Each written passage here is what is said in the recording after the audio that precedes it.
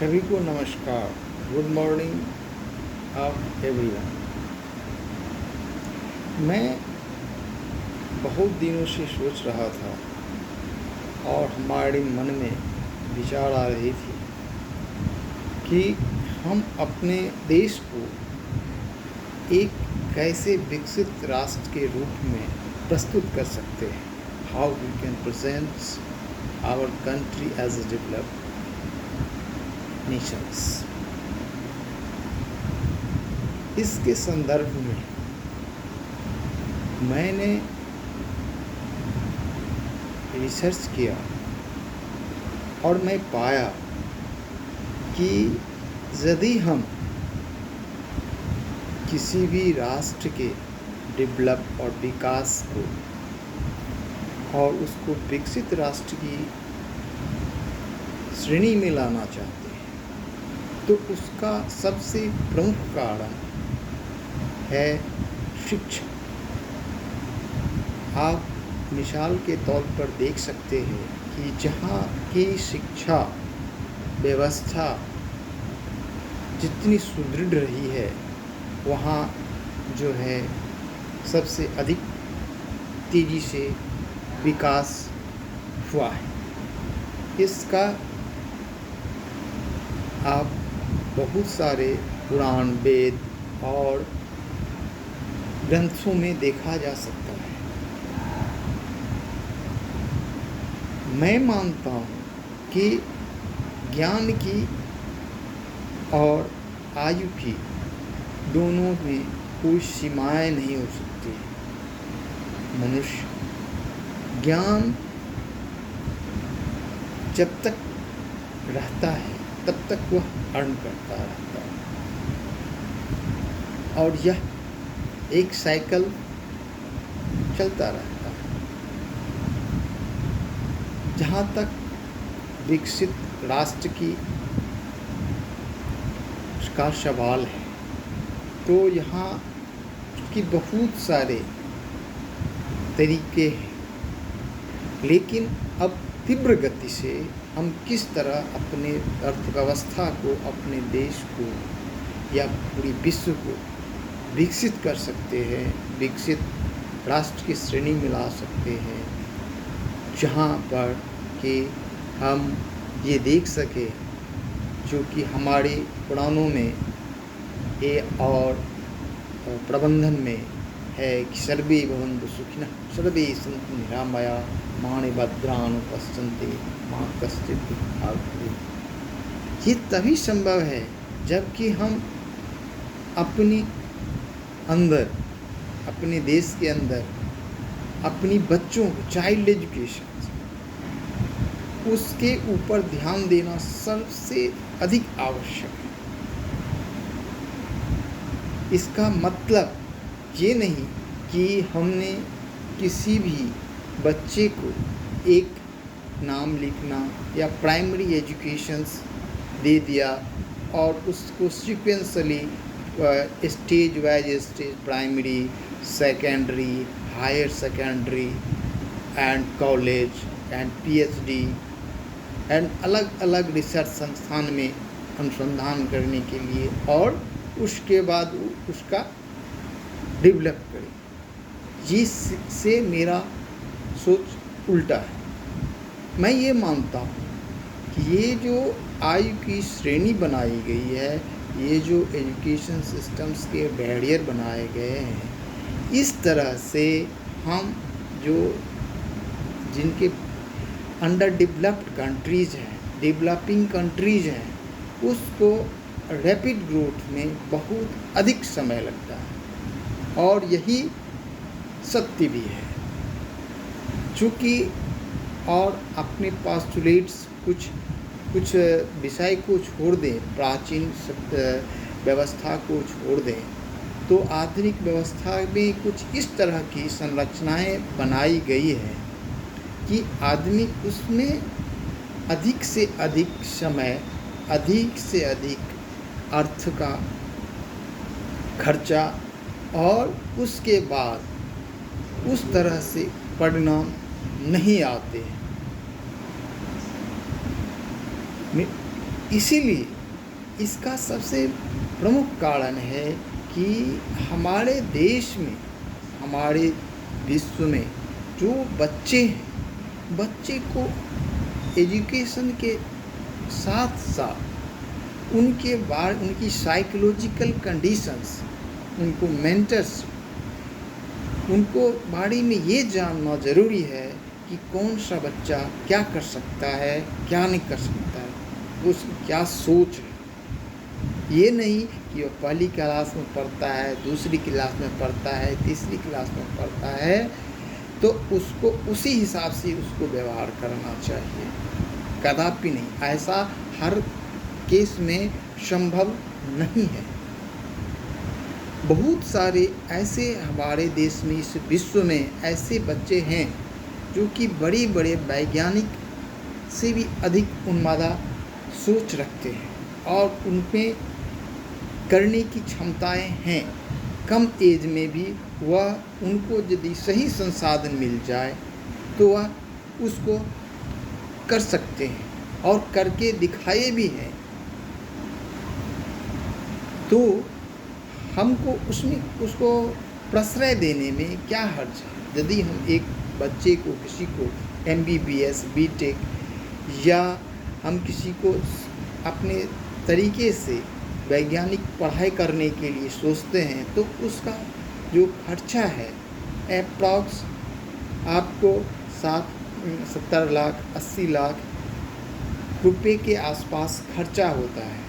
और अप्रॉक्स जो है सो कम से कम 20 साल 25 साल के मिनिमम जो है समय के बाद वो उसके बारे में आगे कर सकता है।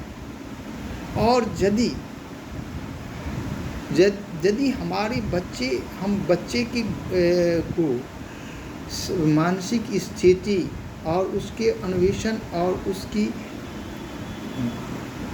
कार्य क्षमता के बारे में अन्वेषण करके उसको यदि हम सहयोग करते हैं तो जैसे कोई बच्चा 5वीं 6ठी या 7वीं में या उससे पहले पढ़ रहा है, उसकी क्षमता ये है कि हम ये चीज़ और उसने अपने किसी भी सपोर्ट के या समझे अपने हिसाब से कोई अपना फ्यूचर विज़न, भविष्य की तैयारी के लिए पूरा खाका तैयार करता है, जो कि बड़े बड़े जो है BTech के बाद या MBA के बाद भी आदमी करने के लिए उनको एंट्रेंस से उनको थीसिस लिखने के लिए प्रोफेसर के पास जाना पड़ता है।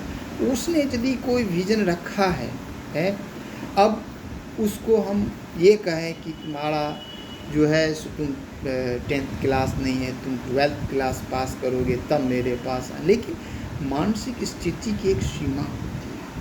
आदमी क्रिएटिविटी जो बचपन से लेकर के 14th से 15th ईयर तक उसकी मानसिक स्थिति एक फ्लो होता है जिसमें बाहरी इंटरफेरेंस का कोई गुंजाइश नहीं होता है। वो एक इस तरह से सोचता है कि हम बड़े आदमी उस तरह से कभी भी सोच नहीं सकते और उसको करने में हम जो है सो बहुत ये सोचते हैं कि ये इस काम करेंगे तो इसका ये निगेटिव हो सकता है, इसका उससे ये निगेटिव हो सकता है, ये संभावनाएं हो सकती है, वो संभावनाएं हो सकती है। हम लोग संभावनाएं परंतु और प्रोबेबिलिटी में अपना इतना समय बर्बाद करते हैं। मैं ये नहीं कह रहा कि ये गलत है, लेकिन सत्य ये भी है कि यदि बच्चे अपने हिसाब से उसने डिसाइड किया है, फ्रेमवर्क दिया है और वो आपसे और किसी भी और वह बच्चे है जिसका वित्तीय अभाव है, जिसके पास माँ बाप के पास में उतने पैसे नहीं हैं, लेकिन उसमें ऐसी संभावनाएं हैं कि वह विश्व को नेतृत्व कर सकता है, अपने देश का नेतृत्व कर सकता है, जो कि देश की में उस चीज़ की है नहीं, तो उसको सहयोग करने में क्या हर्ज है। और उससे देश का जो लाभ होगा है, आप एक बच्चे का मान लीजिए कोई उसको कुछ छोटी सी संसाधन दे करके एक नया कॉन्सेप्ट उसने दे सकता है, दिया है, और जो कि हम इतना लाख रुपया खर्चा करके 1-2 लाख रुपया या 4 लाख रुपया में इतना कम टाइम इन्वेस्ट किए हुए कोई भी न्यू थीम दे सकता है, जिसको हम आगे ले जा करके एक इंडस्ट्री डेवलपमेंट कर सकते हैं। अब यदि हम उसको इंडस्ट्री डेवलपमेंट होगा तो बहुत संख्यक रोजगार होगी, और उस रोजगार होगा और लोगों का जीवन स्तर बढ़ेगा। जीवन स्तर बढ़ने से एक सामाजिक विकास होगा, राष्ट्र का विकास होगा, और देश का जहाँ पे बन रहा है उसका भी एक जो है सो नाम होगा। तो इसमें हर्ज क्या है? यदि हम कोई 70 लाख का चीज़ को 4 लाख या 3 लाख करने में दे करके, हम यदि 5 लाख दे करके यदि हम उसके ऊपर में सोचें तो क्या हो सकता है?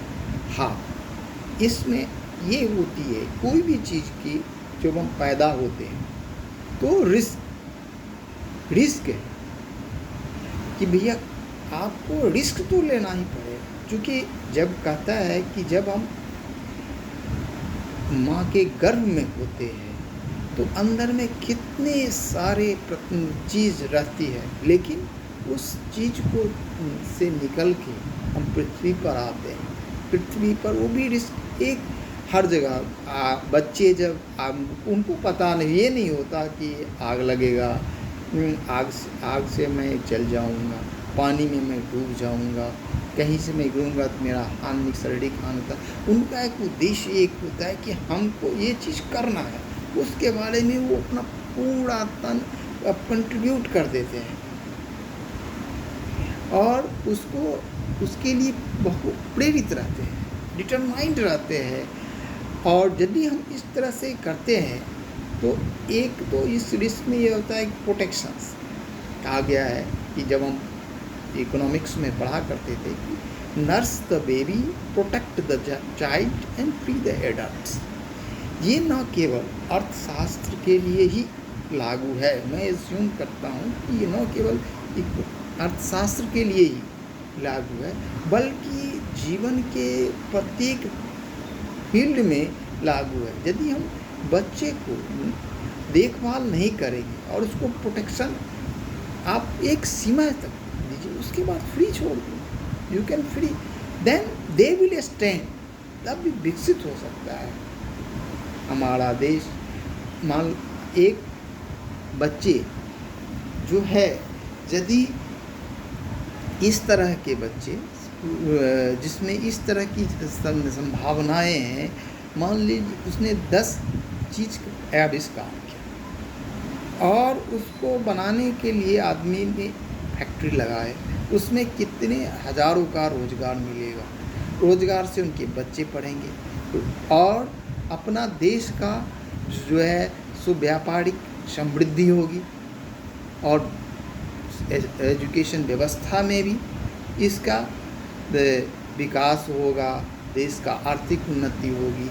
ना कि हम 65 लाख पढ़ाए का हमने जो है खर्चा किया, उसके बाद उसने टाइम ड्यूरिंग का कैलकुलेशंस अब इन्वेस्टमेंट कैलकुलेशंस, यदि 5 में से एक भी बच्चा यदि सक्सेस अपना अचीवमेंट में कर लेता है तो आप कैलकुलेशन लगा के देख लें कि कितना आपका प्रॉफिट जो है सो एक तो कंट्री का है, और हम विकसित करने के लिए ज़्यादा से ज़्यादा पैसा खर्चा कर लें, तब विकास कर लें, तब ये संभव ही नहीं है। खास करके अल्प विकसित और विकसित देश को विकासशील करने के लिए मिनिमम जो संसाधन में मैक्सिमम उसको यूटिलाइज करना है, और उसको तभी जो है उसमें हम जो है अपने देश को विकास के बारे में सोच सकते हैं। यदि हम ऐसा नहीं करेंगे तो हम उस अपने जो गोल है, अपने जो टारगेट है, उसको अचीव नहीं कर सकते हैं। जहाँ तक एजुकेशन सेक्टर्स की बात है, तो हम आज के जो डायनामिक्स युग में आप देख सकते हैं कि साइंस एंड टेक्नोलॉजी एक ऐसी रैपिड ग्रोइंग फील्ड्स है जिसके माध्यम से हम अधिक से अधिक रेवेन्यू को अर्न कर सकते हैं। जो हमारी अभी मैं बहुत एक इम्प्रेसिव हुआ जो कि हमारे अब दूसरे देशों में भी है कि हमारे 2000 नई शिक्षा नीति में, लेकिन उसको हमको अमल में लाना होगा। जिस तरह हम बोल रहे हैं कि 14 इयर्स तक बच्चे जो है अपना ये सुना चाहिए कि यदि उसका माँ बाप नहीं रहता है, उसको कोई इंसिडेंट्स में या किसी भी तरह से वो नहीं रहता है, तो वो अपना खुद अपना एस्टेब्लिश कर सके, उसको दूसरे के जगह हाथ फैलाने की ज़रूरत ना पड़े। जब वो अनाथ हो जाता है तो वहाँ नहीं मिला हो, तो हम यदि इस सोच को यदि उसके ऊपर क्रिएटिविटी उसमें जो है उसको पोटेंशियल करके उसको देंगे कि भाई तुमने हमारी एज है, तुम उसकी सीमा मत समझो। 10th पास नहीं किया है तुमने, 12th पास नहीं किया, क्रिएटिविटी है आप में करने की संभावना है, उसको हेल्प करो और वो डेवलप करता है तो उसको प्रोटेक्ट करो। ये एज बैरियर, ये एजुकेशंस के पैरामीटर्स, ये जो है इसके ऊपर हम जो है 100% विकसित राष्ट्र की परिकल्पना नहीं कर सकते हैं। ये जिनका मानना है कि हम इस तरह से करके हम देश का विकसित कर लेंगे, वो हमारे मुताबिक 100% गलत है। वैसे भी मान लें कि आज का विश्व में कोई भी पूर्ण विकसित राष्ट्र नहीं कर सकते हैं हम, जहाँ पे कि बेरोजगारी नहीं है, गरीबी नहीं है, तो ऐसा विश्व का कोई भी देश ऐसा नहीं है। यदि कहाँ पे कहीं कम है तो कहीं ज़्यादा है, तो हम उसको भी कोशिश कर सकते हैं कि हम कम से कम बेरोजगारी करें, कम से कम गरीब रहे, बेरोजगार रहे और कम से कम इलिटरेट रहे।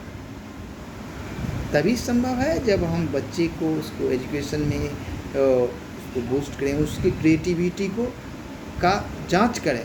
ऐसा नहीं कोई किसी के लिए मुलाकात के लिए कोई आता है कि भई साहब मेरे से आप बात कीजिए, हम ये करके दे सकते हैं, तो उसको धुचकारे नहीं, उसको ये नहीं कि भाई तुम जो है हमारी आप नहीं आ सकते, आप जब जो है इंजीनियर करोगे, डॉक्टरिंग करोगे, MBBS करोगे, BTech करोगे या 12th करोगे, ग्रेजुएशन करोगे तब आपसे आना, तब मैं आपके बारे में सोचूंगा। ये प्रावधान है, ये गवर्नमेंट की ये तरीका है, ऐसी है, ये हमारा व्यवस्था है, लेकिन इसको हमको दरकिनार करना पड़ेगा। इस पैरामीटर्स को यदि हम सही में अपने देश को विकसित करना चाहते हैं तो इस चीज़ के दरकिनार करना पड़ेगा। और जो उच्च पदस्थ हैं हमारे, जो कि हम ऊपर तक नहीं पहुंच पाते हैं, अपनी बात को नहीं रख पाते हैं, उनको इस चीज़ के बारे में वहाँ तक पहुँचाना होगा। सबसे पहले जो किसी को अपनी बात जो देश का उच्च पदस्थ व्यक्ति होते हैं उनको इस चीज़ के बारे में नॉलेज नहीं हो सकती, इसलिए कि उनके पूरे देश की, पूरे विश्व की जनता का बारे में सोचना है और सबकी एक सीमाएं होती है। और यदि हम सब एज ए सिटीजन्स जो उसके संलिप्त हैं तो उसके बारे में उसका अवलोकन अवश्य करना चाहिए। यदि हम इस तरह से अवलोकन नहीं करेंगे तो ना हम विकसित राष्ट्र की परिकल्पना कर सकते हैं, ना हम सबको एकत्रित कर सकते हैं, ना हम अपने देश को विकसित राष्ट्र की कल्पना भी कर सकते हैं।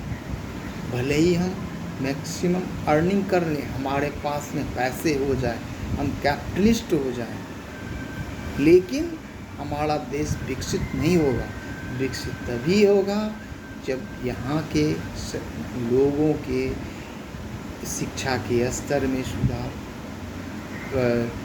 शिक्षा के स्तर में सुधार होगा, उस गरीबी कम होगी, दवा सबको मिलेगी, तभी हम इसकी कल्पना कर सकते हैं। अन्यथा हम इसके बारे में कल्पना कभी नहीं कर सकते। जैसे उदाहरण के तौर पर मैं एक बच्चे की जिक्र करना चाहता हूँ। मिथिलांचल में एक अयाची मिश्र भावना थे, जिनका पोषे नाम भवनाथ मिश्र था, और उनको अयाची इसलिए कहा गया कि किसी से वो याचना नहीं करते, वो किसी से मांगते नहीं थे कि हमको जो है कुछ चाहिए, और अपना सावा कट्ठा जो भूमि है वहीं पे रहते थे, और योग साधना के माध्यम से वह एक जगह से दूसरे जगह जाया करते थे। लेकिन एक समय हुआ जब उनके पास में एक भिक्ष आए, और उन्होंने बोला कि भिक्षाम दे, मेरे को भिक्षा दो। भिक्षा देने के लिए जब उनकी पत्नी आई तो उन्होंने बोला कि क्या आपका बालक है? बोला मेरे पास तो बालक है नहीं। बोला कि नहीं, मैं आपसे भिक्षा नहीं दूंगा। तो उन्होंने बोला उनको संतान नहीं, मेरे पास में कोई संतान, लेकिन जो संतान नहीं है उससे हम भिक्षा नहीं लेंगे। लेकिन बोले कि वो जो है सो चला गया। वो उनकी पत्नी बहुत उदास हो करके फिर अपनी पत्नी से बोली, आप इतना बड़े विद्वान हैं, आप इतने यशस्वी हैं, आप ऋषि हैं, तो फिर हमको जब अब आप हमसे एक बच्चे नहीं दे सकते तो फिर हम कैसे रहेंगे? तब हम आज से हम अन्न जल ग्रहण नहीं करेंगे।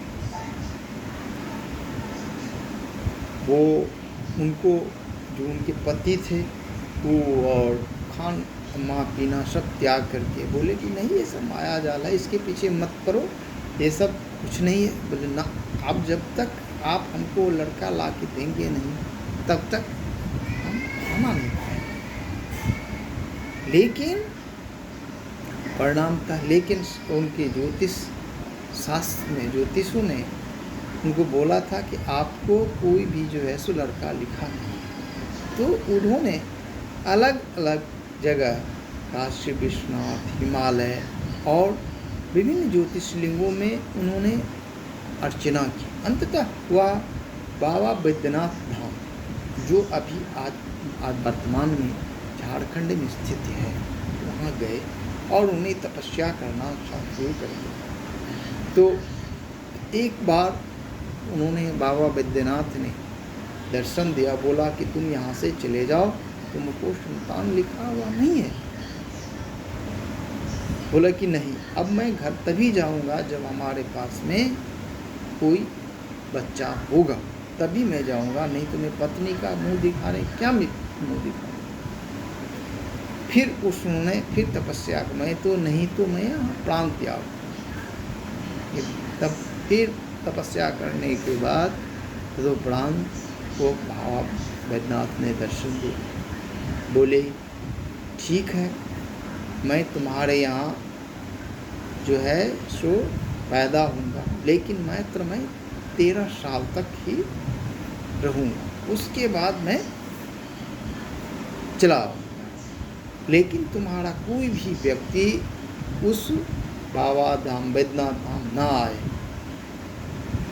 बोले कि नहीं, ऐसा तो हम नहीं कर सकते, क्योंकि यदि हम पुत्र मोह में लेकर के देव का त्याग करें, ईश्वर का त्याग करें, ये संभव नहीं है।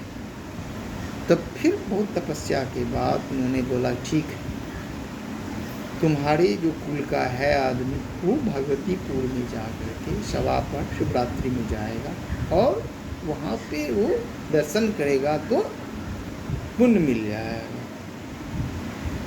तो इसी कारण जो हमारे जो मामा के घर हैं, जो मामा घर जो है, उनके कोई भी व्यक्ति बाबा बैद्यनाथ धाम आज तक नहीं जाता, उनकी कोई भी दिल के। तो वो चले गए वहाँ पे। वहाँ जाने के बाद उन्होंने फिर उनका पदार्पण हुआ, फिर शंकर मिश्र के नाम से उनका वहाँ गए और उनका पुत्र का जन्म हुआ। वो इतने उनके पास पैसा ये नहीं था कि पहले ज़माने में जो होता है नार काटने वाली आई, तो उनके पास पैसा नहीं थी उसको देने के लिए। तो उन्होंने वचन दिया उनकी माता ने जी ने कि जब ये बच्चे पहले काम कमाएगा तब मैं आपको जो है सो दूँगा, असरफी मुद्राएं दूँगा। तो फिर उन्होंने चली गई, बोली ठीक। उस तत्पश्चात जब वो विद्यार्थी थे वहाँ पे हजारों हजार विद्यार्थी, गुरुद्वारा जो आजकल अभी आजाची सुंदर संस्थान अभी सफाई में उनका कुटी अभी भी अवस्थित है, वहाँ गए और उन्होंने जब बहुत सारे विद्यार्थी सब आ रहे, आने के बाद उन्होंने बोला कि एक शास्त्रार्थ के लिए आए हुए थे, तो उनके पिताजी बोले कि इनको जो है सो आप खाना खिला दीजिए। लेकिन दयनीय स्थिति खराब होने के चलते उनकी पत्नी बोली कि हमारे पास में तो न पैसे हैं न कुछ है, तो मैं जो कैसे इनको आतिथ्य सत्कार करूँ।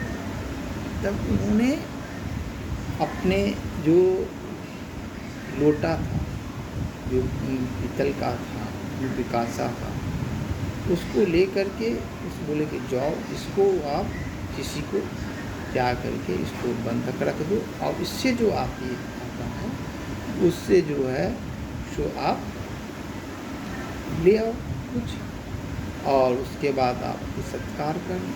तो ये ले करके उन्होंने बच्चे को भेज दिया।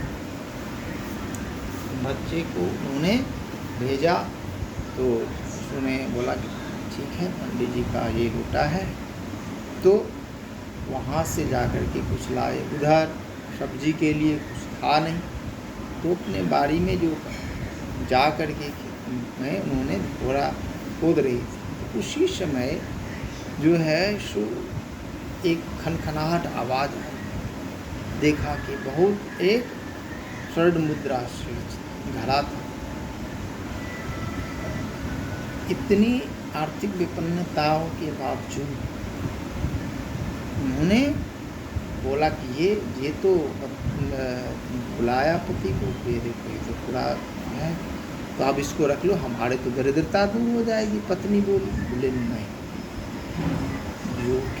जो भी पृथ्वी के नीचे है वो राजा का होगा, न कि आपका। इसीलिए आप इसको सीधा जो है सो महाराज दरभंगा को आप जाकर जो है आप महाराज को आप ये भिजवा दीजिए। इधर आए थे, उन्होंने अपना सब जो विद्यार्थी को जो आए थे जो उनको अपना उन्होंने खिला पिला के क्या किया, और बच्चे को और एक आदमी को साथ में ले करके उन्होंने आहार दिया और उनको वापस कर दिया। तो बोला कि आश्चर्य हो गए कि भाई देखो इतना ये आदमी है कि हमको अपना निकला और वापस कर दिए। और तो बोला कि मैं आया क्या भवनाथ मिश्र के यहाँ से आया। तो उन्होंने बोला कि ठीक है। तो नाम पूछा उनको, दरबारी बगन क्या है, कौन इसमें कौन चीज़ क्या, नहीं हमको नहीं चाहिए इसमें से कुछ नहीं, बोला कि बताओ नाम क्या है। बोला तो महाराज बोले कि बताओ कुछ सुनाओ, क्या तुम्हारे पिताजी ने तो बहुत बड़े विद्वान बड़े ये हैं तो सुना है, तो फिर आप कुछ जानते हो? तो 5 साल का बच्चा बोला, हाँ मैं किसका सुना, अपना बनाया सुनाऊं या अपने पिताजी? ये सुन कर के महाराज आश्चर्यचकित हुए। बोला कि नहीं, अपना खुद सुनाओ तुम। तो उन्होंने बोला कि ठीक। बोला बालोहं जगतानंद नमे बाला सरस्वती अपूर्णे पंचमे वर्षे वर्ण्याम जगत। तो बालक का 5 वर्ष भी पूरा नहीं हुआ। तो बहुत जो दरबारी थे तो बहुत आश्चर्यचकित हुए कि ये छोटा बच्चा। ने बोला कि नहीं इसको इनको जो है ना, जो पिताजी जो है सो पढ़ा लिखा के भेजा। बोला कि नहीं ऐसा कुछ नहीं है। तो सारे दरबारी बोले कि नहीं ऐसा ही है। तो बोले ठीक, मैं आपका परीक्षा ले रहा हूँ। तो एक बोले कि मैं बोलता हूँ, आप इस वाक्य को पूरा कर दो।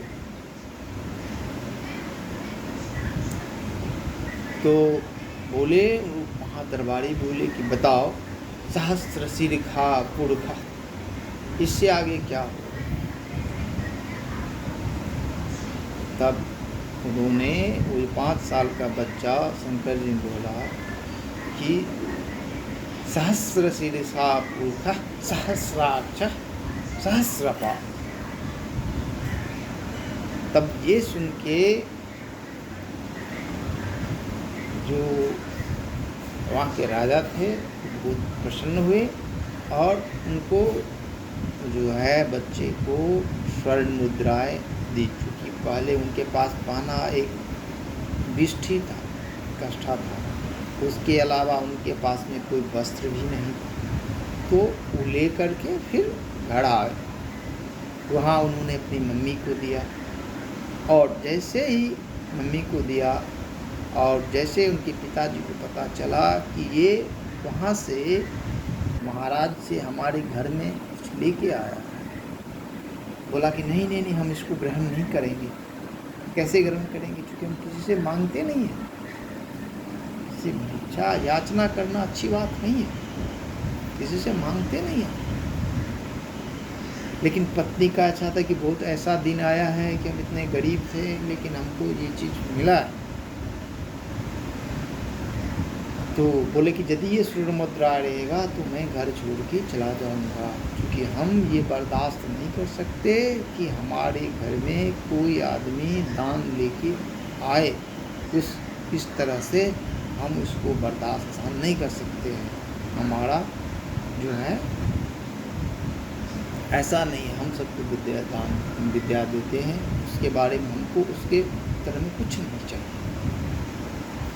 तो उन्होंने क्या किया कि बोला, उनकी पत्नी ने बोला जो ठीक है मैं तो रखूँगी, चूँकि मैंने तो एक वो पैदा हुआ शंकर, तो मैं तो इसका वचन दिया था, तो मैं जो है ये जो है अपने घर में तो नहीं, मैं उसको दे दूँ। तो वो जो स्वर्ण मुद्रा जो है, जो नार काटने के लिए जो गाय आई थी, उनको दे दिया गया। तो उसने बोले कि नहीं, हम ये स्वर्ण मुद्रा लेके क्या करें? तो अभी उसी स्वर्ण मुद्रा से वहाँ पे एक पोखड़ा का निर्माण किया गया है, जो अभी स्थित है चमुनिया डाबर के नाम से सरस्तव पाली में भी अवस्थित है।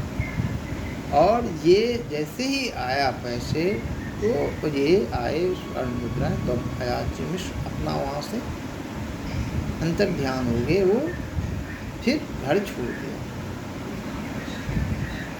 तो कहने का तात्पर्य ये है कि कोई भी बच्चे को हम ऐसे नहीं कह सकते बिना मिले हुए या किसी समझे हुए कि वो काम नहीं कर सकता है।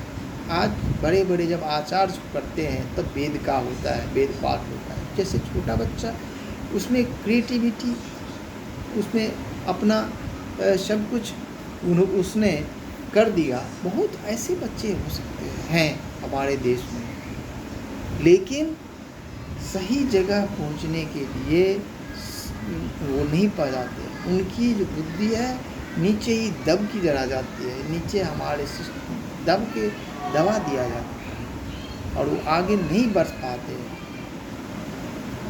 माँ बाप उसके अपने बच्चे को आगे प्रखर बनाना चाहते हैं, आगे उसको विकसित करना चाहते हैं, लेकिन अर्थाभाव के कारण जो है सो आगे नहीं बढ़ा पाते। कितने इसमें मैं ये भी मानता हूँ कि उनका सोच कुछ सही नहीं होता। कुछ ऐसे भी है जिनका सोच निष्पक्ष होता है, जो ऐसे भी कहते हैं कि चलो कोई बात नहीं है, आप अभी मेरे पास नहीं है, आप अभी जो है इसको, आप इस बच्चे को सहयोग करो, मैं आपको फिर जैसे आप सहयोग करोगे, हम ये बच्चे जब आगे बढ़ेगा तो फिर ये भी अपना एक संस्थान में उसमें योगदान देगा और आगे जो बच्चे होगा उसके लिए भी एक कार्य करेगा, जिससे आपकी जो लागत है और कम हो जाएगी। एक को आपने दिया, वो दूसरे अपने अर्निंग करेगा, फिर वो आगे दूसरे को बढ़ाएगा। तो इससे जो है सो देश को, पूरे राष्ट्र को, पूरे विश्व को ही इसका फ़ायदा है। यदि एक, क्योंकि हम सारे जो है सो इस पृथ्वी जिसको फूलों कहा गया, सब प्राणी, तो एक कल्याण हो करके 1 से 2, 2 से 3, ये एक जुटता जाएगा और एक अनंत चक्र बन जाएगा। तो विश्व में किसी के ऊपर कष्ट या इस तरह की समस्याएं नहीं रहेगी और देश विकसित देश बन जाएगा और सबकी कल्याण होगी। ये 100% संभव तभी है जब हम अपने बच्चे को, देश के बच्चे को, उसको समझें, उसको उचित जगह पर जाने के लिए उसको जाने दें, न कि बीच बीच में उसको रोकें और उसको जो सोचने की क्षमता है उस पर हम बैरियर ना लगाएं, उसके ऊपर प्रतिबंधित ना करें। तो यही देश के लिए, संपूर्ण राष्ट्र के लिए यह अच्छा होगा, श्रेष्ठकर होगा। मैं यही चाहता हूँ कि किसी भी देश के, किसी भी विश्व के कल्याण के लिए यह सही हो और हम सब अपना निष्पक्षता रूप से, कभी अंदर में कोई क्लेश भाव, यदि आप किसी को संदेह है कि ये बच्चा, ये गार्जियन जो है गलत इन्फॉर्मेशन दे, उसके बारे में आप इनोवेशन करो, समझो। ऐसा नहीं कि इनोवेशन करते करते समय बीत जाने से कुंठित हो जाता है। कोई चीज़ आता है, कोई बच्चे आए, कोई चीज़, उसके भी एक बैड इम्प्रेशन पड़ता है, उसका बैड दूसरी तरफ प्रभुत्व हो जाता है। तो इसको मेरा यही अनुरोध है सभी से, सभी मानव जाति से, कि इसके ऊपर कृपया ध्यान दें और यदि करेंगे तो सबका विकास, सब पूरे देश का, पूरे जग का कल्याण होगा, सब चीज़ का। चूँकि आप यदि हर जगह जाओगे तो हम लोग का एक ही है, सब मानव जाति है, उसके अलावा कोई नहीं है। क्योंकि हमारा जो उत्पत्ति हुआ है वो एक एनर्जी से हुआ है, एक लाइट से हुआ है और एक आदमी से ही हुआ है। तो हम ऋग्वेद के अनुसार एक आदमी से ही सबका उत्पत्ति हुआ है, उसमें जो है कुछ भी, तो आप एक ही हैं, सब एक है, सब मानव जाति एक है और सबका जो एक समन्वय करके, एक दूसरे से भेदभाव की सीमा छोड़ करके निस्वार्थ मन से यदि हम कोशिश करेंगे तो सबका कल्याण होगा। जय हिंद, जय भारत। ओम गणेश, जय भोलेनाथ।